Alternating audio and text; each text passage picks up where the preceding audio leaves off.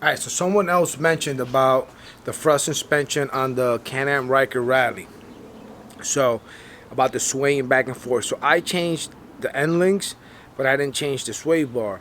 But then there's this guy, I think his name is Jose Torres. He did a short video on it explaining how to adjust the Rally front suspension by hand. So I'll show you here.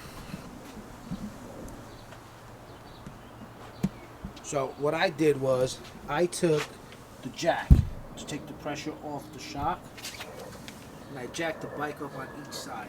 I then, if you see here, there are numbers 1, 2, 3, and 4. And then once the bike was jacked up on this side, I was able to just move it down to number 4 on this side.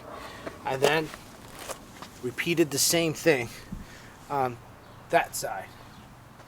So if you look close here, there are groups. It was at number 3 when I got the bike. I lowered it to number 4. I added the end links. I don't know if you can see them there. The spider end links, and but then I also adjusted this to number 4. So it's a stiffer suspension, and to be honest, I do feel that it made a difference to me. I felt like at some point it was just swaying back and forth. I can bring it up to about 70, and now I feel comfortable on it just by doing those just 2 simple adjustments. It's only on the Rally, so try it. I mean, you can jack up your bike and they easily moved by hand.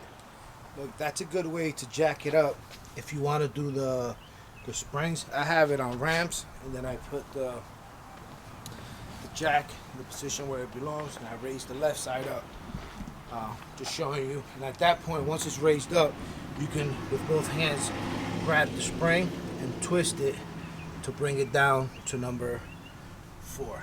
Alright, I'm actually just changing one of the rotors, but I wanted to take the opportunity to show you how easy it is. And then just take the jack down and do it on the other side to bring the other spring down. Alright.